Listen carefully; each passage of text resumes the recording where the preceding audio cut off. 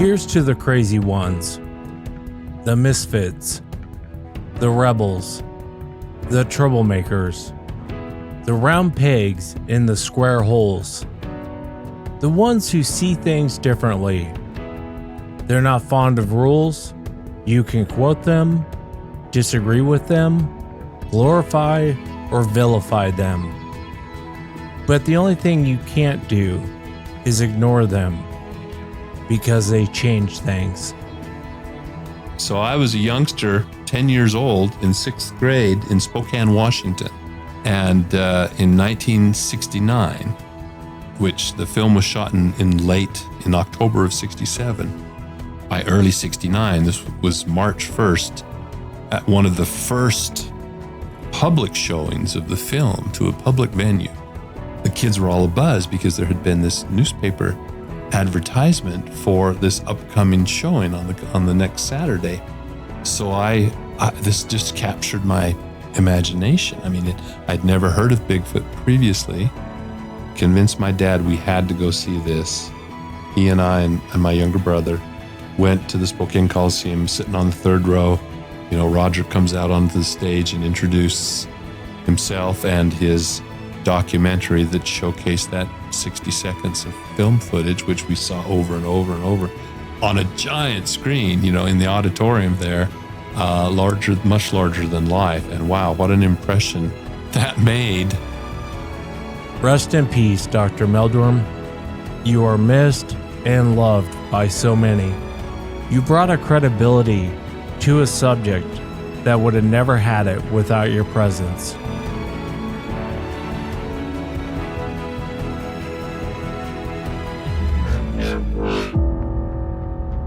It looked like somebody was bent over and had their head in the window of the deer blind, and it either heard me or smelt me, and he pulled his head out of the tent and stood straight up, and that shocked me.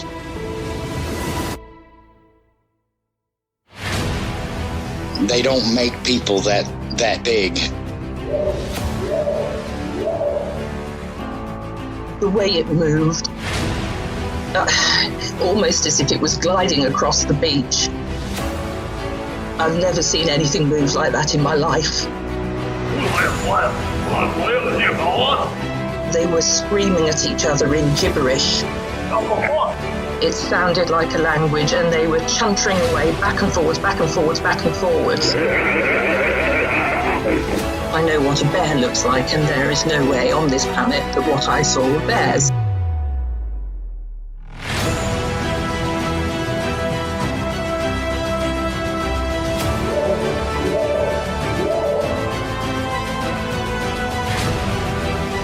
What are you reporting? Jesus Christ, you better... Sir? Zia! Hello? Get somebody out here. What's going on now, sir? That son of a bitch is about 6'9", I don't know. Do you see him now, sir? Yes, I'm looking right at him. Uh-oh.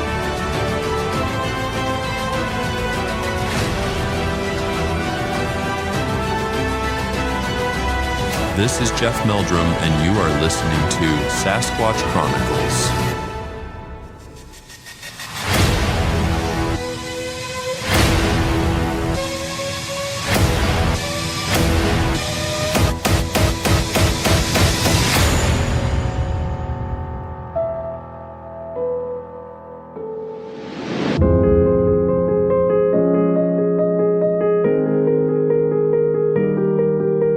It is with profound respect and admiration that we remember Dr. Jeff Meldrum, a pioneering figure in the study of human evolution and the world of cryptozoology. His passing leaves a void in both the scientific community and the hearts of those who had long admired his work, integrity, and relentless curiosity about the natural world. Dr. Meldrum was once confronted by a colleague who declared, "After all, these are just stories." Jeff responded, "Stories that apparently leave tracks, shed hair, void scat, vocalize, are observed and described by reliable, experienced witnesses, hardly just stories." Many of Dr. Meldrum's friends are going to make an appearance tonight to celebrate their friend, talk about their memories, and what he meant to the subject. I want to thank the Backcountry Manifesto podcast for allowing me to use these clips tonight from their interview with Dr. Meldrum. I'll include a link below if you want to watch the full interview. Jeff truly loved the subject and was a student of the subject. Bigfoot is a term that became attached to this phenomenon, and there's different legendary accounts of the origin of that. The most common was that when Jerry Crew, a member of the construction outfit working at Bluff Creek in Northern California back in the 50s, made what seems to be the first plaster cast of a footprint to preserve a footprint in the United States, at least. Brought that into town. The local editor of the newspaper, Andrew Gonzoli, I believe I'm pronouncing that correctly, took a look and reportedly said, "Wow, that's a big foot."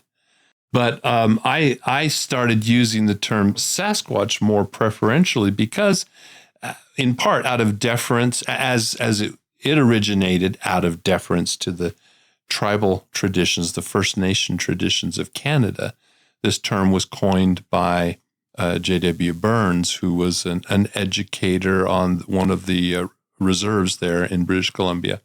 And he was also a writer, aspiring writer, and wrote articles about these giant hairy people, the Sasquatch, which is kind of an anglicized version of a number of Native American names, which have some common denominators. I mean, each tribe in their own language has their own term. So Sasquatch roughly means the wild person of the woods, wild man of the woods.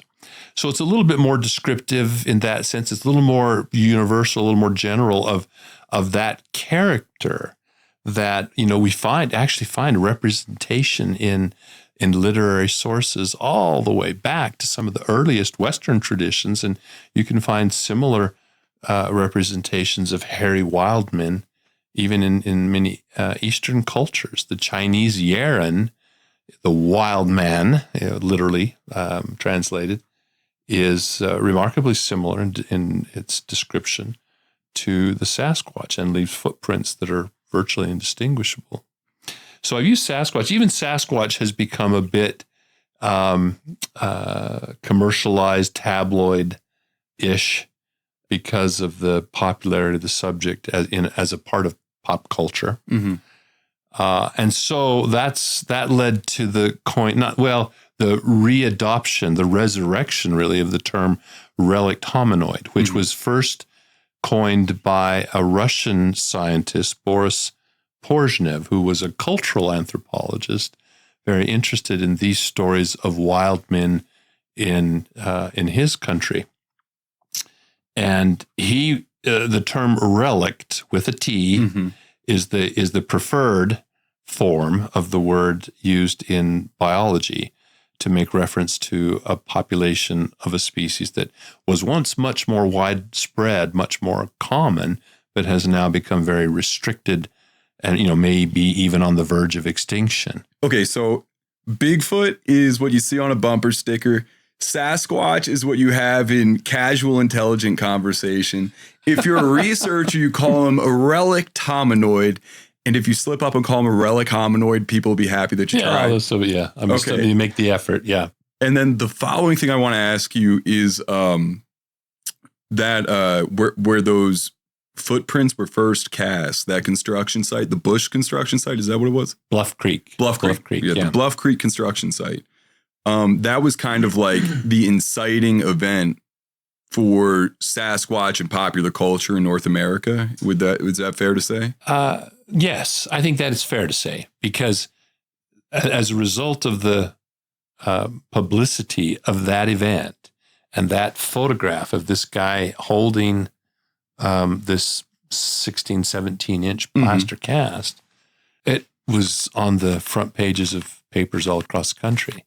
And, the public awareness of what had been transpiring actually for decades. I mean, there were stories. I mean, you can go back even to the historical newspaper accounts and so forth in the eastern states even. And they don't have the word Bigfoot, but if you search for things like wild man or gorilla, these types of great terms, ape of the north or something like that. Right, It's just or of proxies. the Appalachian, yeah. This condensed booger. it. Well, it was some physical evidence.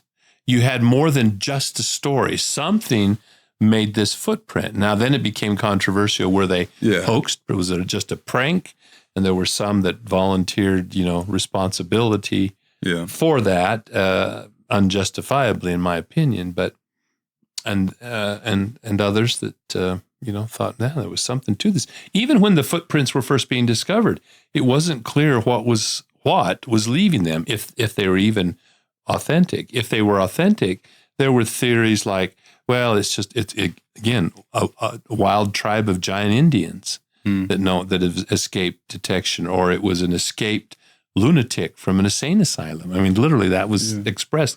Or it was a mutated bear that walked upright. It had funny looking feet, and then there was actually a couple guys that were out there hunting for whatever this was. And they reportedly were driving back to camp. And as they rounded the corner, their headlights caught this big figure hunkered at the side of the road that stood up to its full height and in 2 steps was across the road into the trees on the other side. And they described it as a giant hairy ape.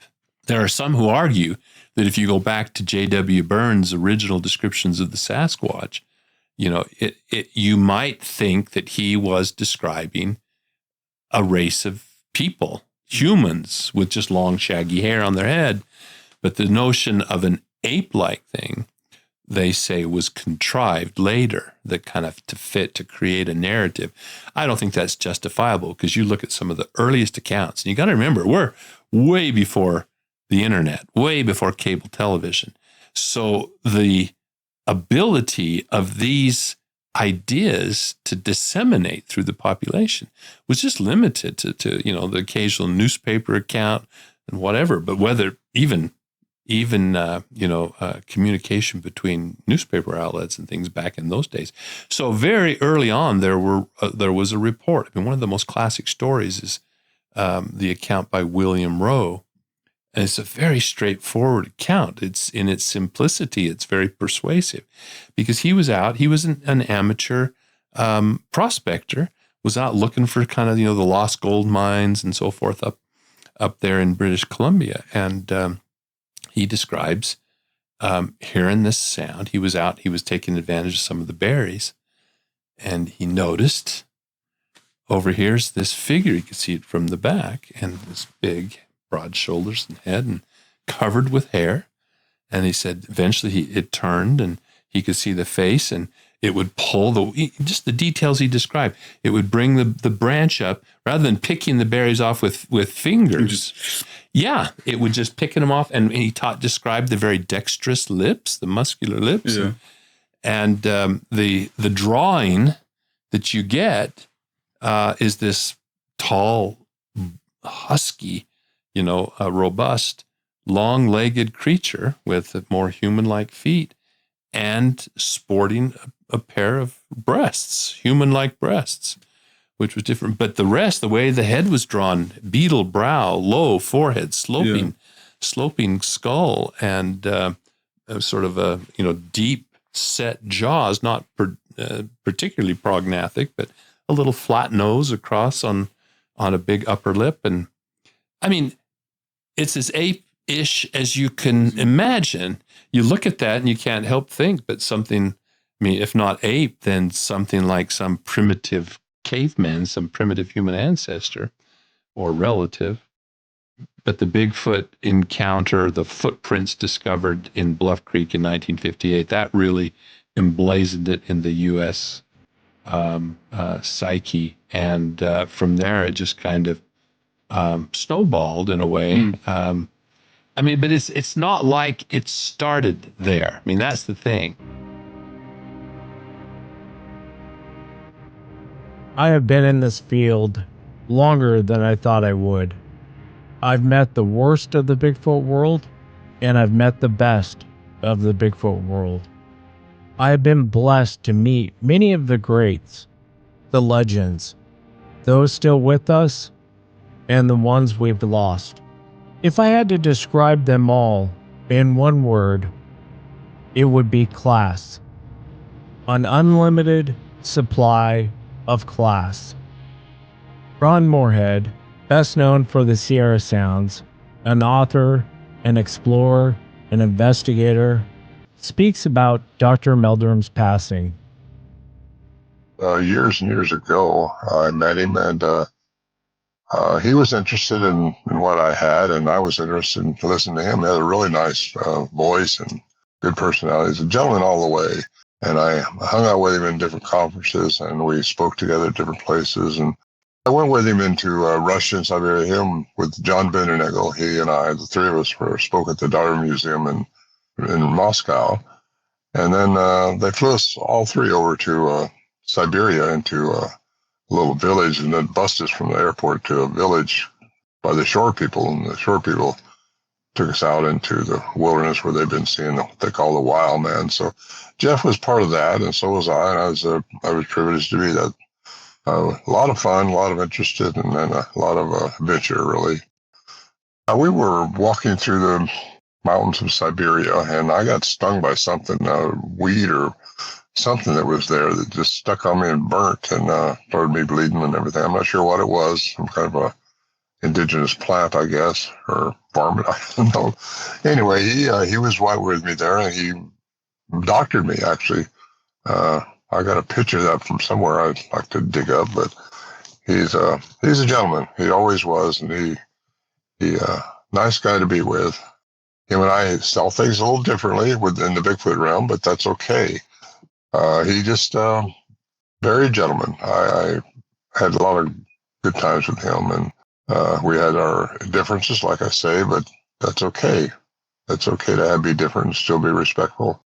We're going to miss him. The whole Bigfoot world's going to miss him because he was very eloquent at talking and very popular. And it's too bad that he's gone. But he's not really gone. His legacy will live on because of you and me and those who knew him. He did bring a lot of credibility to the subject and brought a lot of attention to the subject. And again, we will all miss him. I've just known him for years, and he brought a lot of knowledge and a lot of interest into the subject, and a lot of people were glad to hear him talk because he was just a good spokesman. He was always there trying to help people get educated and help them not think that what they saw was maybe not a bear, maybe it was a Bigfoot in that garbage dump or whatever. But he was a gentleman and a scholar, and he brought a lot to the Bigfoot community, a lot to the people who want to study the subject more. They should read what he's got and study what he said, because he knew a lot, and he was a very brilliant person. And I enjoyed being around him. I'm going to miss him. I can tell you from knowing both men, Ron and Jeff probably didn't agree on anything when it comes to this subject. And yet, not only did they remain respectful towards each other, they were friends. It's that unlimited supply of class. As a professor of anthropology at Idaho State University, Jeff dedicated his career to understanding the origins of humankind and the mysteries that still linger on the fringes of the scientific inquiry. Throughout his life, Dr. Meldrum spoke on many occasions on how important evidence is to this subject. I became involved in this topic, this question, investigation. I literally kind of shied away or kept at arm's length the film. I didn't want the perception that I was putting too much or undue emphasis on that one piece of evidence. I didn't want this argument to seem as if it pivoted upon that one piece of evidence. Yeah. Not that I doubted that whether it was authentic or not, but just the the perception of it. But as time went on, and as I had more opportunity to study the footprint evidence, for example, to examine the 10 casts that Bob Titmus had made at the site, and of the Patterson-Gimlin film? Yeah. Oh, yeah. I had no idea that there were casts taken there. I thought it was just that. Oh, no, this is what. And so as a person, since it was the footprints that drew me in to this question, it was a personal experience as well as, against the backdrop of my expertise, my research emphasis, as you introduced me, a specialist in hominin human bipedalism. Mm-hmm. That includes, and in my case was prioritized, the footprint evidence of bipedalism, both the study of fossilized hominin footprints around the world, examples of that, and then in order to interpret that, a study of modern human footprints in all their variety and cultural manifestation, shod versus unshod, and so on, as well as non-human great apes, and in order to understand the intermediacy of so many of the characteristics of these fossilized hominin footprints, and to be able to examine the timing and pattern, because it wasn't like our ancestors just immediately adopted upright posture and everything changed anatomically. There were features that led out, others that lagged behind, primitive retentions and mosaicism, and eventually the modern human foot form with its distinctive characteristics like the longitudinal arch, became fixed and became expressed to the degree they are.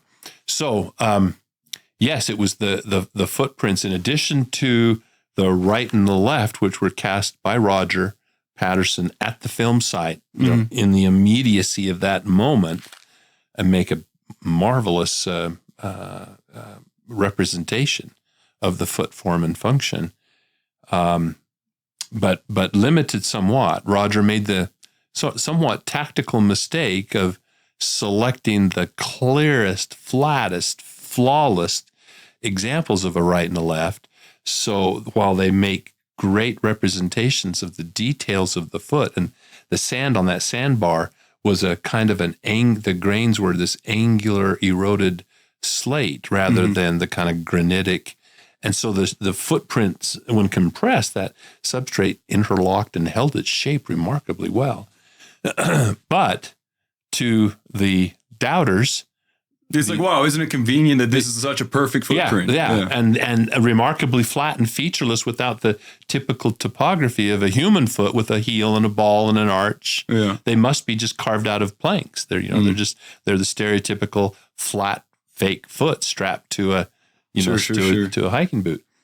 But then, thankfully, in part, Bob Titmus, had a former California resident who was then by this time had relocated to British Columbia, had come down to the site, had just enough plaster that by stretching it, and he really stretched it. I mean, some of the casts are hardly more than splatter or spatter coatings of the print, but he made 10 in succession. The only problem is he didn't take metrics of the gait parameters like the step length and straddle and everything, and didn't number the sequence even, but not that it matters. But he had 10 regardless of their quality. And so it preserved some of the quirky aspects, some of the, well, I shouldn't say quirky.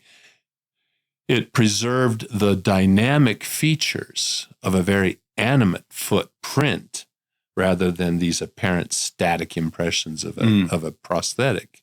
Oh, I see. Fake foot. So we've got those 10, and it's remarkable.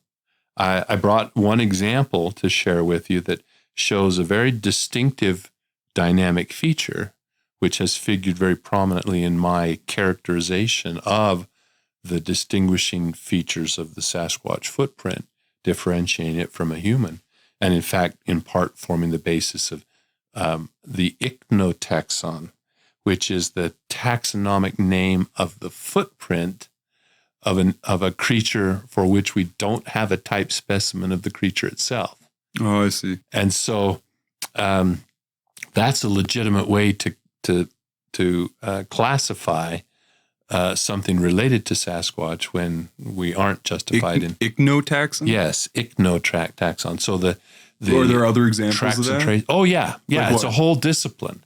Well, they're given names, but my focus has been quite particularly on this, Right. the Sasquatch. But I've interacted with people who, I mean, typically it's utilized by paleontologists, where the bones of an extinct species haven't been found, but these tracks Oh, sure. Okay. have not been associated. So it's just basically a way to put a handle on these and to be able to attach a description and differential diagnosis so that they can be studied and examined. So sort of like continue like that example of a paleontologist, right? Yeah. Like it would be if you found a six-toed dinosaur track, right? But you were like, well, we haven't found a dinosaur with a fossil that is six toes. Right, exactly. So we know that this thing existed, but we don't have like the physical sample. Right.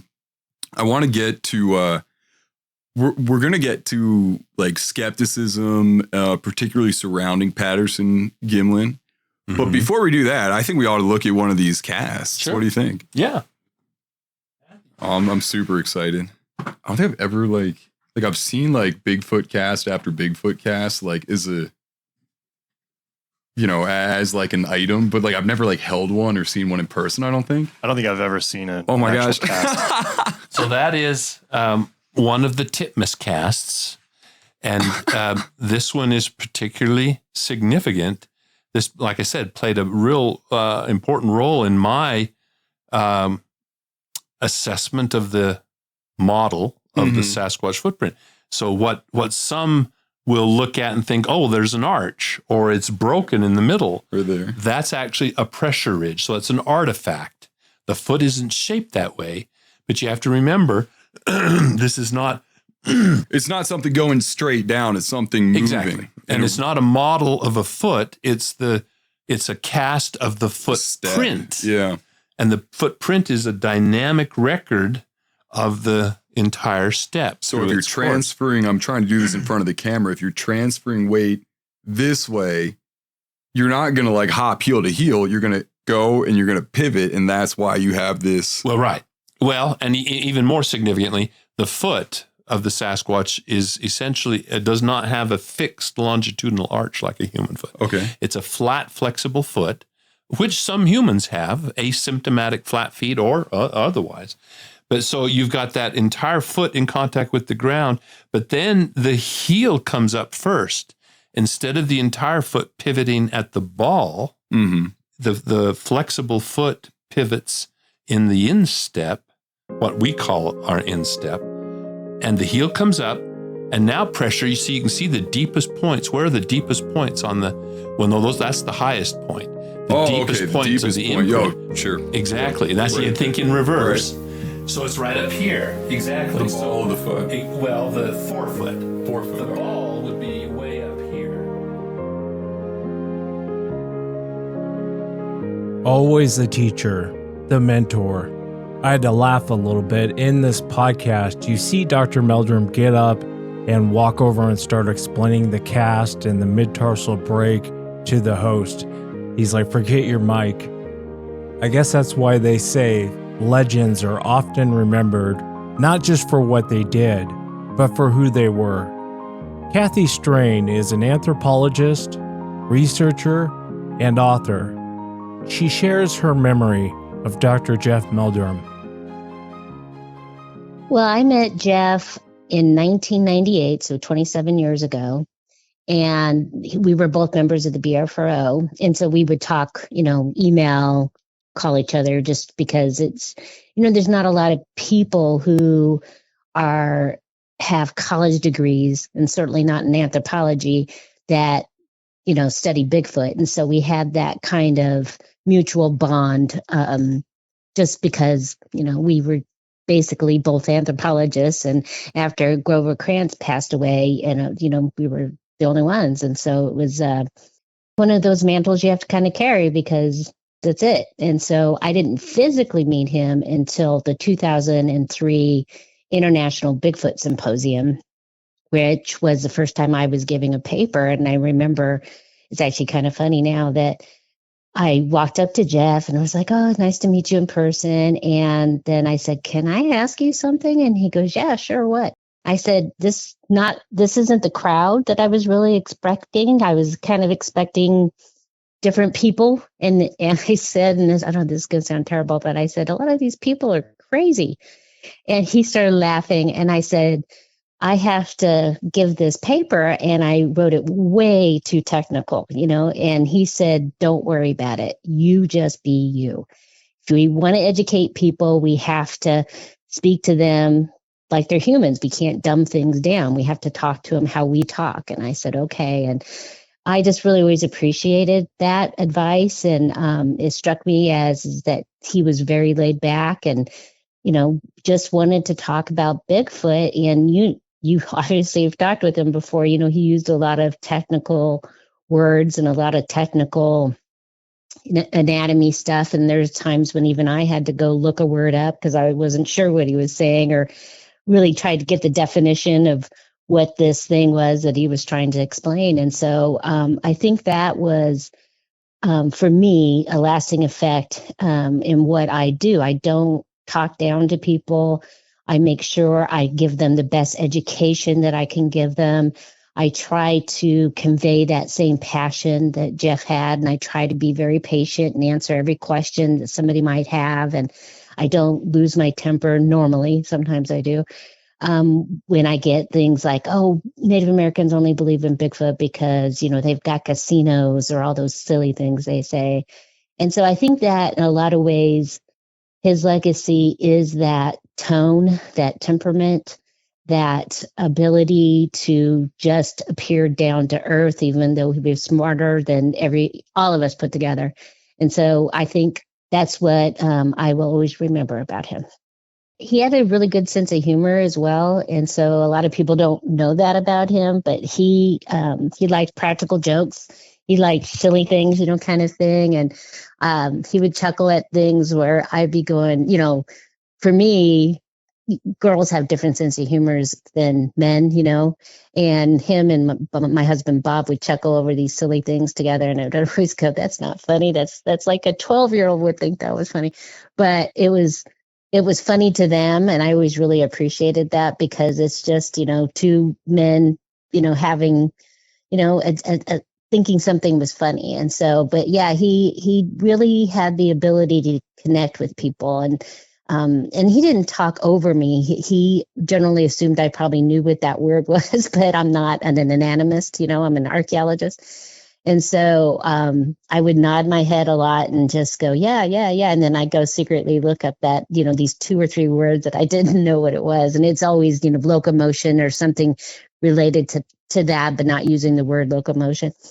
So yeah, he was just a kind person. And there'd be at times where I'd be at conferences and somebody would talk to me, and then I go, because I'm not a woo person, and I'd listen and stuff, but I wasn't very talkative with them because I don't know how to make a conversation about things I don't know anything about or don't really have an interest in. But they'd go over and they'd talk with Jeff, and Jeff would talk to him for half an hour. And I was always like, how does he do that? How does he connect with these people? Even though he didn't believe in woo, he was perfectly willing to have an in-depth conversation with these people, and never got upset, never got mad, never told anybody go away. But he generally could have a long conversation. When I don't have that ability, I go, oh, okay, so you believe in portals, okay, and then that's all I can say. I don't know what else to convey, and so that's truly a gift that I don't know anytime soon that we're going to get somebody like that. He led credibility to us in the sense that he never backed down. I know that he was frustrated with his university for a few years where he felt because of his belief and what he was doing that cost him his full professorship. And, I don't know if it did or not, but I know he was very frustrated with that, but he ended up getting it. But he never backed down. And he's talked at, I don't even want to know, thousands of conferences, did plenty of television. He was that face of maybe Bigfoot believers aren't crazy kind of face, where he could speak with authority and people honestly believed, well, why would a guy with a PhD who studies humans and all this stuff, why would he put his name at risk? Why would he spend thousands of hours doing this if he didn't really think that this animal could exist?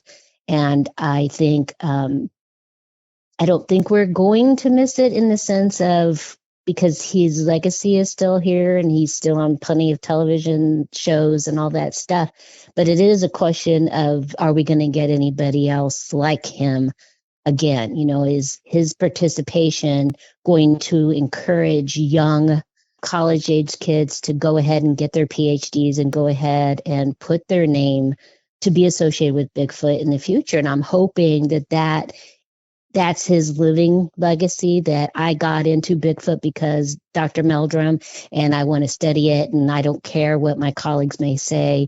I'm willing to put my scientific name behind this. And that's what I really hope. And I haven't seen it yet, but there's a whole generation of kids in college nowadays that, may jump right in. But I know quietly behind the scene, and I won't use any names, that there's a lot of people that are quietly studying Bigfoot, and they let some of us know, but they're not ready yet for the public to know. But I know there is other people with those similar credentials that are just being quiet about it.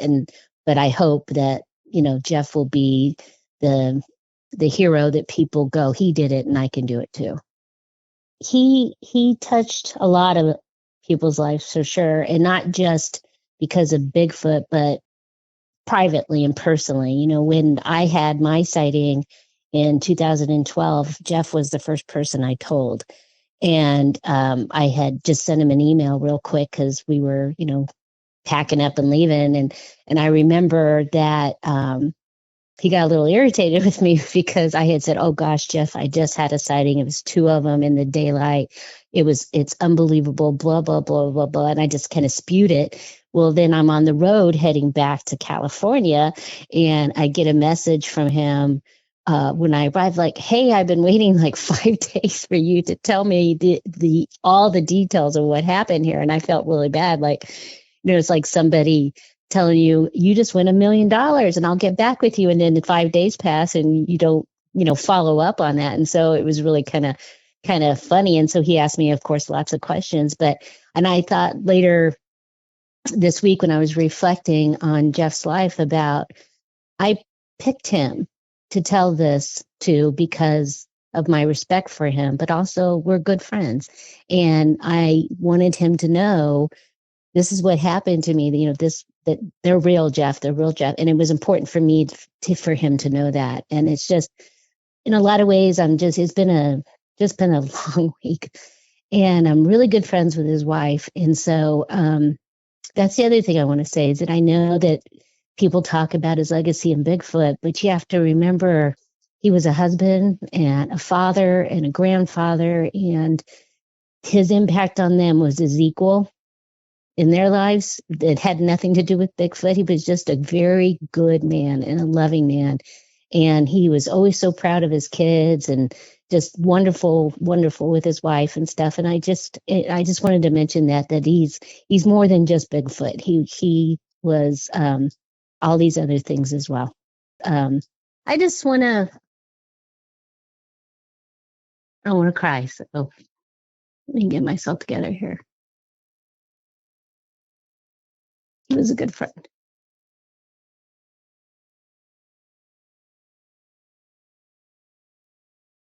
I guess I just want to say that he was a good man, a good friend, a good researcher, and I know where he is right now, and I know he knows the truth. And so good for him. He knows what Patty is, and he knows where all the rest of them are too. And maybe someday he could send me a little sign of, hey, why don't you go over to this spot in the forest and you can have your next encounter.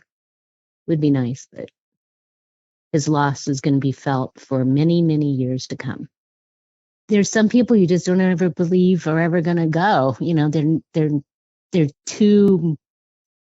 Their light shines so much brighter than everybody else, and so you just make this assumption that light can't ever go out. And I was very lucky. Like I said, I'm good friends with his wife, and so I knew that he was having health issues prior to this.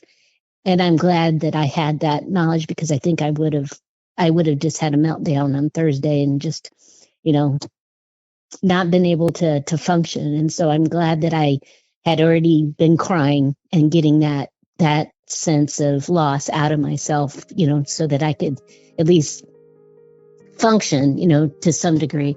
And so it's just hard to believe that he's gone and that it happened so quickly, and and John's gone and so many other people are gone, and it's just the reality that life is life. But I'll miss him, because he was a good man, and that's in the end the only thing that matters. He was a good Bigfooter, but in the end he was a better man.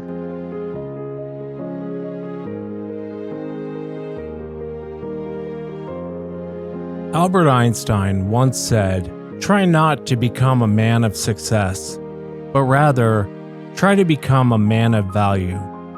This is a 1,000 gram iron bar. Its basic value is around $100. If you use it to make horseshoes, it could be worth $250. If you use it to make sewing needles, it could be worth $70,000. If you make watch springs and gears, it could be worth about $6 million. But if you make precision laser parts, like the ones used in lithography, it could be worth $15 million. Your value isn't just in what you're made of. It's mostly how well you use what you have. My friend Cliff Berkman from the podcast Bigfoot and Beyond shares his memories of Dr. Meldrum. I've got a lot of memories with Jeff, of course, and very fond ones. First time I met him was, I think 2005, back at the Bellingham conference, which was the first time I had done any conference like that. And they just weren't as plentiful back then.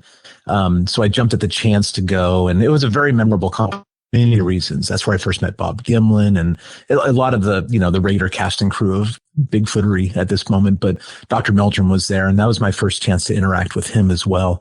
And of course, I knew who he was. I've been kind of lurking in the background of Bigfoot quietly by myself since like 94 or something like that, And of course, Jeff really came on the scene towards the end of the 90s, early 2000s. I was following what he was writing on the IBBC back in the day. And I think most Bigfooters today won't even know what the IBBC is, but it basically laid the foundation for every Bigfoot website that exists, period, ever. So so Jeff was kind of at the very beginning days of the internet as well, so that's how I knew him, of course, because I lived down in Southern California at the time. My first interactions with Dr. Meldrum were at that conference. I got to speak to him, and at that time, he was just an inspiration to me. I was aware of him, and I was excited about what he was doing, and that sort of thing. And I had a deep respect for him even then, because I've always been a science nerd. I told this story on one of our podcasts just recently too, because we did two episodes, really, a public one and then a members one on our thoughts and memories of Jeff. I remember sitting in the audience watching Lloyd Pye, another researcher who had some pretty outside ideas tied in the whole Anunnaki thing and Sumerian texts and all that sort of jazz, and then he was going on about the anatomy of fossil hominins and his interpretation of them. And of course, that's kind of one of the areas of specialty that Jeff specialized in. In fact, a lot of my fondest memories of Jeff are discussing one of my deep interests, which is paleoanthropology. I really enjoy that subject. I think that if I had school to do over again, college to do over again, I'd probably go down that avenue instead of music, which is what I chose to study in this time around, at least. And I remember Jeff was sitting in the row behind me, and I don't remember who he was sitting with at the time, but he was sitting in the row behind me, a little off to my left. And after Lloyd Pye was done talking about his ideas, which are, again, pretty out there, I think, I kind of looked back around and I caught Jeff's eye. He didn't know me at that point. I said, "So, Dr. Meldrum, what do you think about that?" And he looked at me and he just kind of chuckles and goes, "Snake oil." I go, "Yeah, all right." And what's ironic about that, and I said this on the podcast, is that years later, the Finding Bigfoot show, the production company that did that was named Ping Pong. But whenever a production company makes a TV show, they make some sort of smaller LLC or a corporation in case something goes sideways and they get sued. The big company can't be sued, and the smaller LLC that Ping Pong owned that kind of ran Finding Bigfoot was called Snake Oil Productions. And I always thought that was very ironic. Talk about foreshadowing, the literary device. You can see that in your own life if you look back far enough. And some other weird foreshadowing too has happened with Jeff that I really appreciate. Last time I saw him was in June at Charlie Raymond's conference that he helped to organize out there in Kentucky somewhere, Red River Gorge, I think it was. And Jeff and I were in a Airbnb together, and we were kind of dropped off there. And we didn't have a ride. We were kind of like left with food and water and a place to stay, and we didn't have a ride to go anywhere. So we kind of were just stuck there, basically.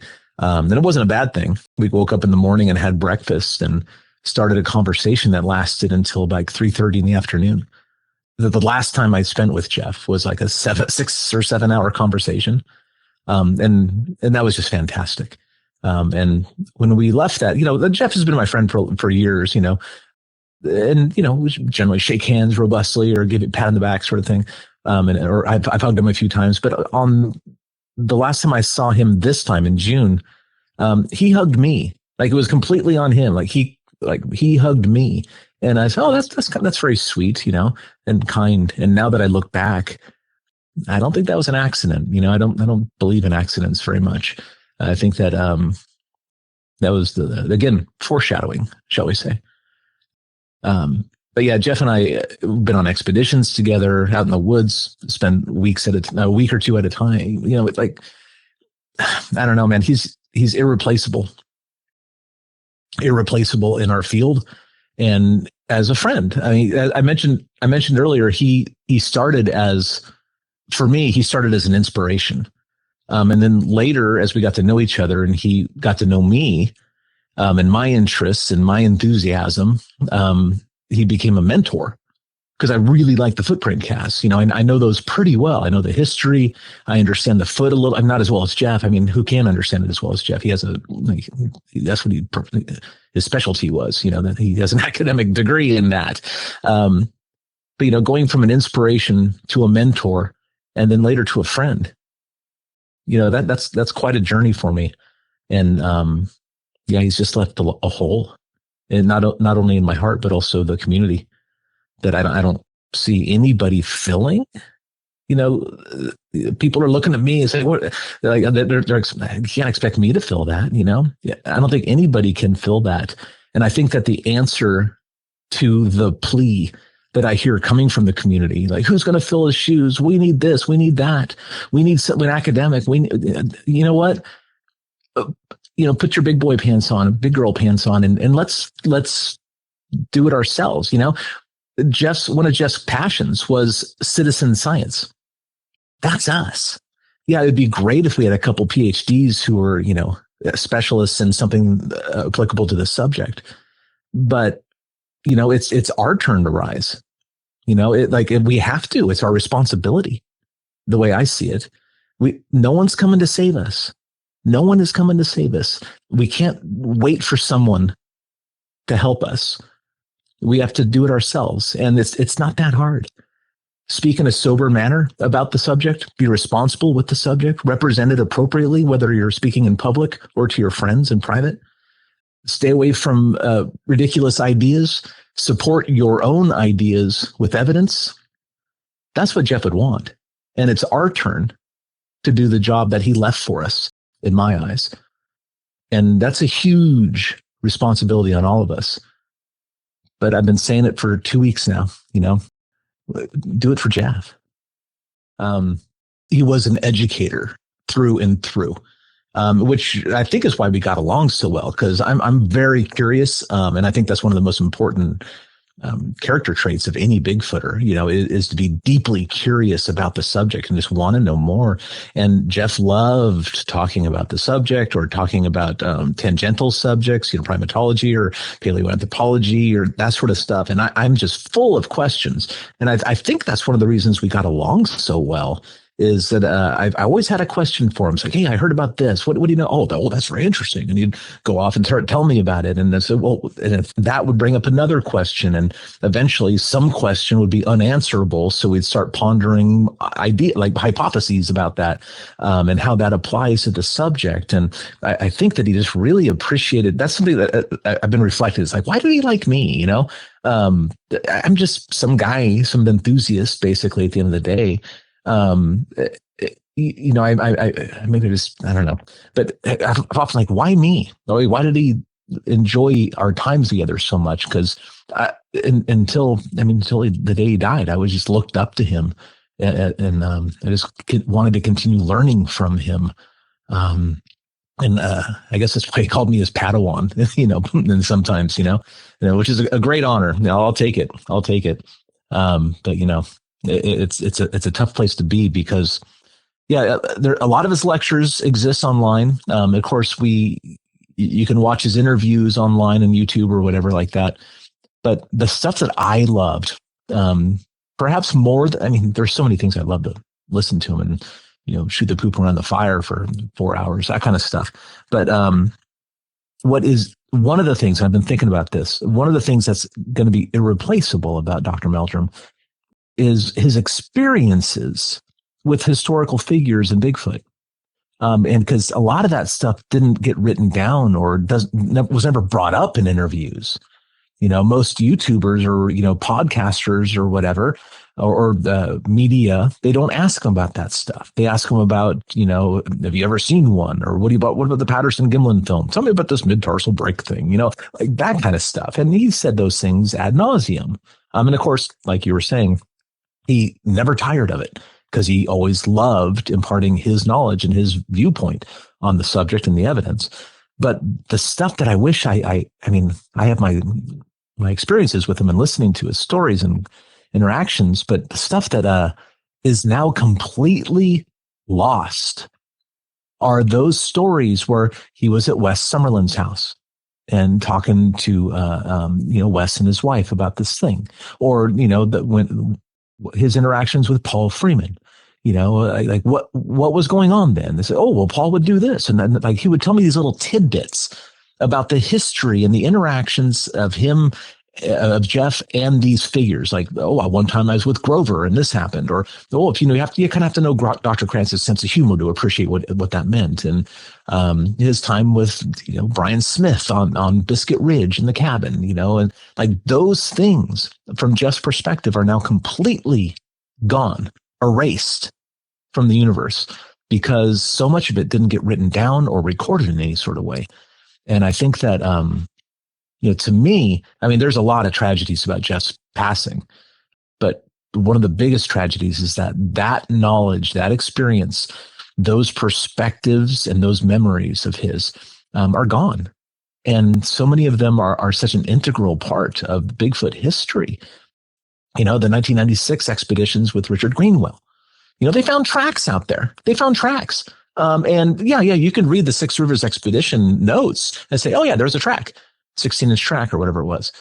But what was the context? What was it doing? Where was it going? And at this point, there's no record of that. There may be something. I don't know. We'll see. We'll see as records are explored and that sort of stuff. But that's, I guess I'm having a hard time putting words on it. I tend to have difficulty with that. But to me, that's a huge loss, is that those things are now gone and are perhaps irretrievable. And I think that the minutia of the Bigfoot history is some of the most interesting parts about the subject. And, and Jeff was not only smart, he was brilliant in many, many ways. And I think that his brilliance might be a little underappreciated because his brilliance spanned many, many subjects. It wasn't just that he was good at the Bigfoot thing and knew 8 feet. But he knew about, he was a pretty darn good woodsman. He knew how to track. He took tracking from Jim Halfpenny. They took classes from him. He was like a world-renowned tracker. He knew about edible plants. He knew about indigenous cultures and the habitats in which they live and how that changed those cultures. He had a breadth of knowledge, and his breadth was not only wide, but it was deep as well. And that's rare.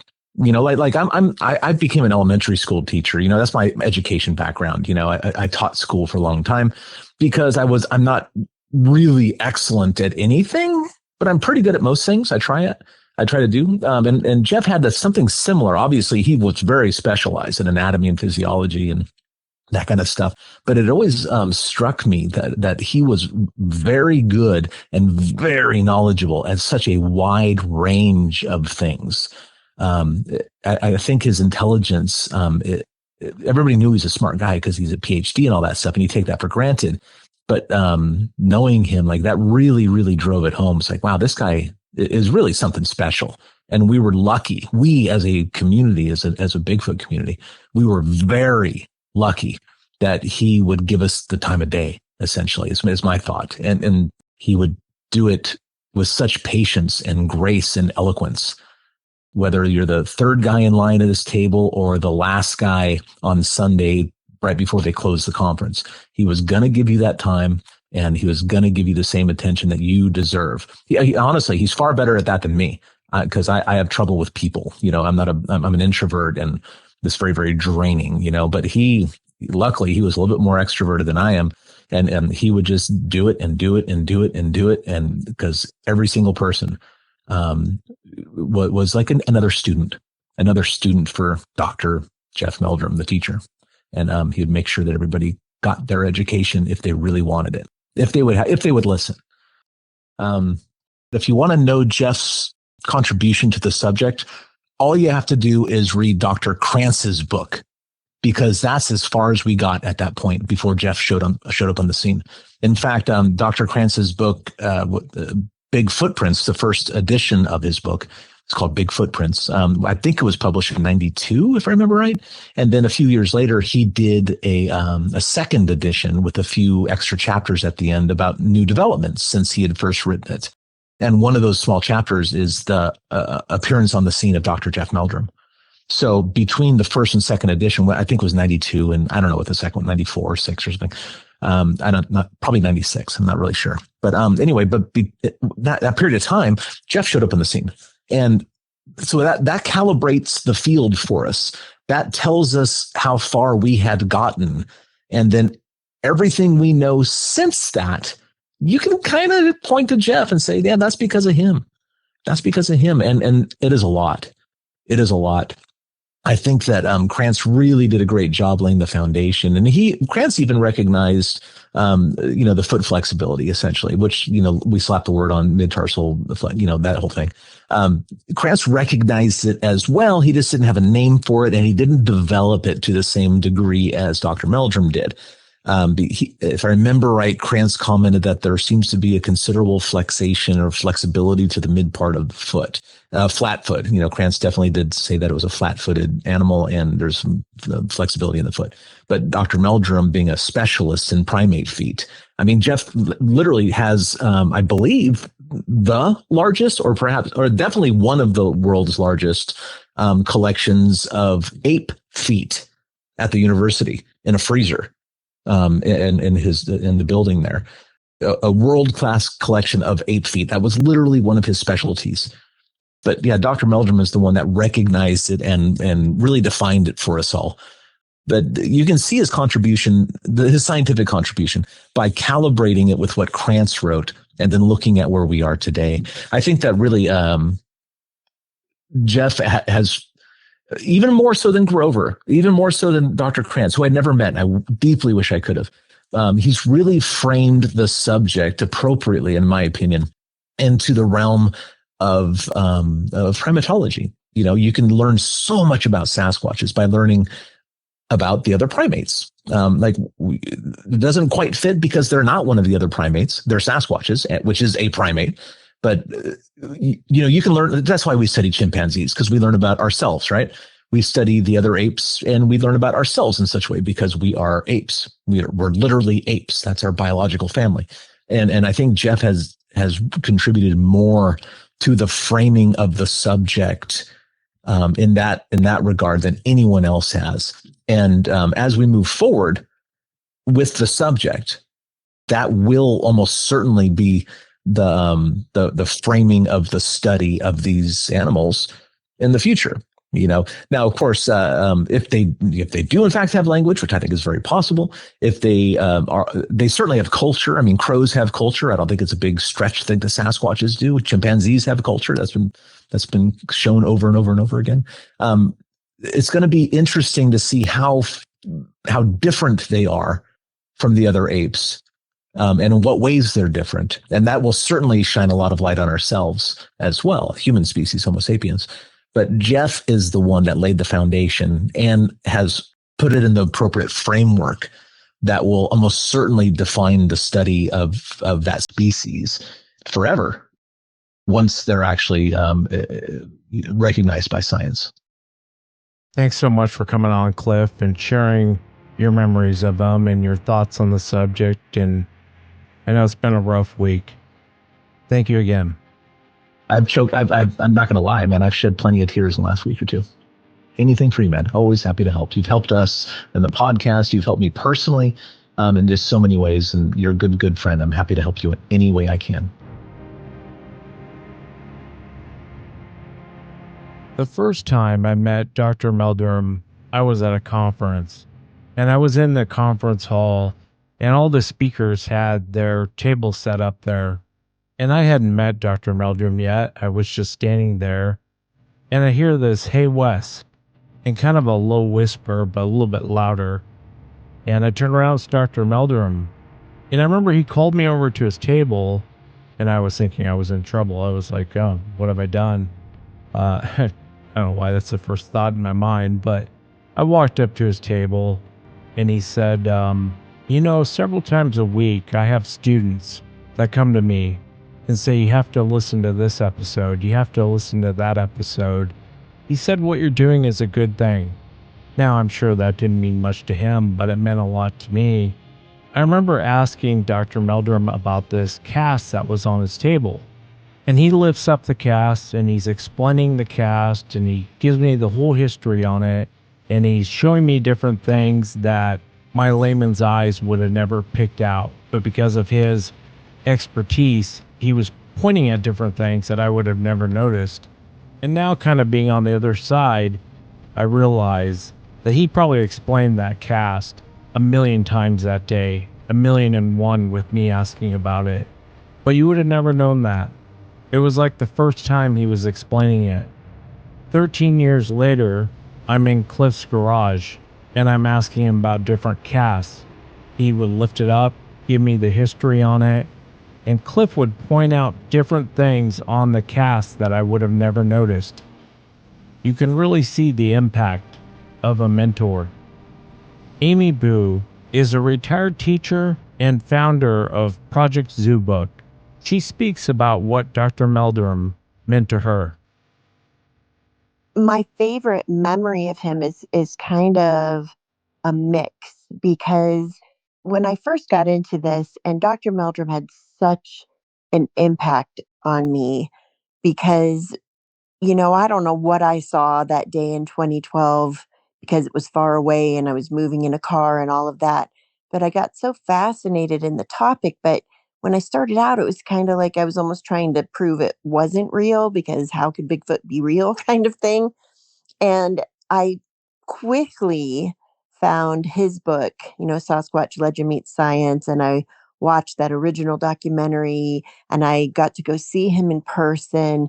And he just influenced me, because it was like, okay, so even though at that time, now I don't care what anybody thinks about me, but at that time, it was almost like I had this shyness or something about, people are going to think I'm stupid if I give this, a second thought. Well, now I know that's not true. And I also know you don't have to be a scientist to not be stupid. So I'm not saying that. But what he was saying and how he was going about researching the whole topic was like, man, these really smart people, this really smart man is willing to go out on a limb and say that he thinks something that is controversial to his career and to his reputation could be true. And that kind of thing just really stuck with me. And also, when I first got to meet him, and then, I've met him at different times throughout the years, I would say the best memory of him is just how funny he was. A lot of people, like if they only watched him on shows or documentaries or got to hear him at a conference, would never know the sense of humor that he has. And he was just such a kind and funny and self-deprecating kind of guy.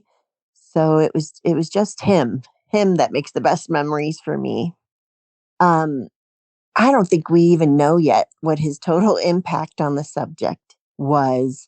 I know that Project Zoo Book probably wouldn't exist without him because, I mean, it might. That might be an overstatement, but I don't really think so because a lot of the scientists that were willing to have a discussion and come into this think tank that we have were highly influenced by him.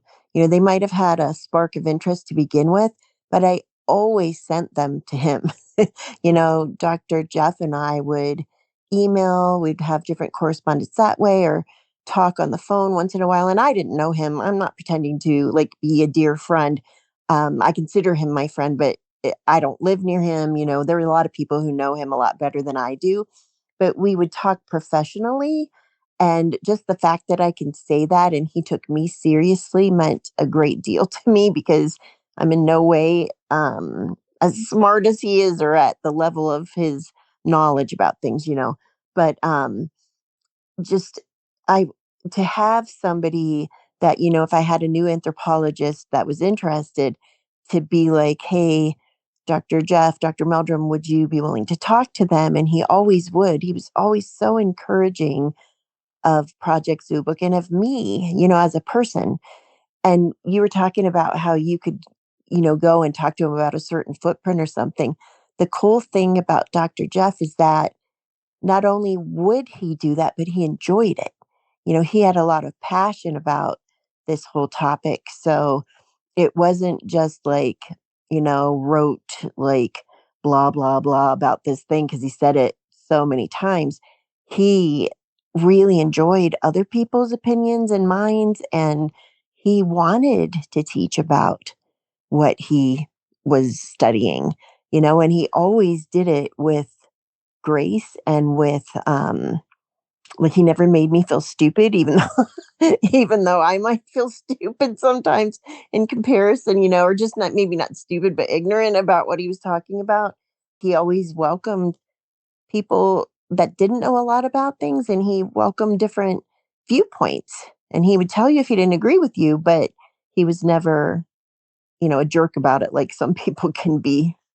I don't think we know yet the totality of his influence, but I do know that it I don't know if it's possible to replace him. That like right away when we found out that he had passed, you know, the everybody started talking about like who's going to take his place. I'm like, nobody. I don't think anybody can.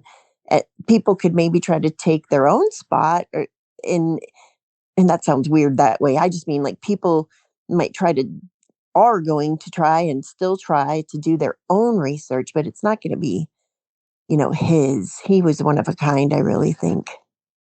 But with Project Zoo Book, the scientists that we've worked with and everything, they one of them found me through your show. Like you had interviewed me real quickly in Indiana when we were there together, and one of our really awesome scientists was listening, and she got a hold of me after that.